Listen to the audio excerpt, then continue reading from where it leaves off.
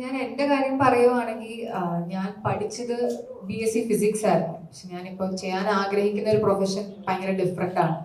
അപ്പോൾ എനിക്ക് ഒരു കൺഫ്യൂസ് സ്റ്റേറ്റ് ഉണ്ടായിരുന്നു. എങ്ങനെ ഈ ഒരു ഇതിൽ നിന്ന് എനിക്ക് ഇഷ്ടമുള്ള ഒരു പ്രൊഫഷൻ ചൂസ് ചെയ്ത് അതിൽ എങ്ങനെ എസ്റ്റാബ്ലിഷ് ആവും എന്നൊക്കെ ഒരു കൺഫ്യൂഷൻ ഉണ്ടായിരുന്നു.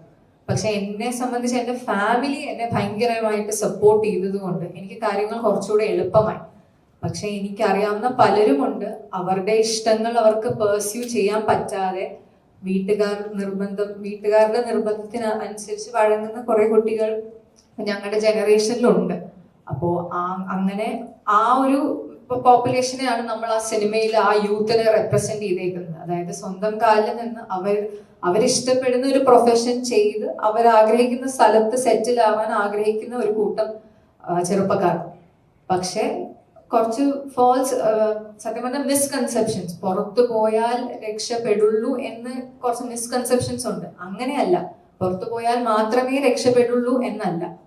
പുറത്തു പോയി രക്ഷപ്പെട്ടവരുണ്ടാവാം, രക്ഷപ്പെടാത്തവരുമുണ്ട്. ആ ഒരു റിയാലിറ്റിയാണ് നമ്മൾ ആക്ച്വലി ആ സിനിമയിൽ കാണിക്കാൻ ഉദ്ദേശിക്കുന്നത്. അപ്പൊ ആ ഒരു യൂത്തിന് ആ ഒരു റിയാലിറ്റി ചെക്ക് ആവശ്യമാണ്. സത്യം പറഞ്ഞാൽ നമ്മൾ ഈ ഇൻസ്റ്റഗ്രാമിലും വാട്സാപ്പ് സ്റ്റാറ്റസും അതിൽ കാണുന്ന പോസ്റ്റിലും ഫോട്ടോസിലോ അതല്ല സത്യം, അതല്ല യാഥാർത്ഥ്യം.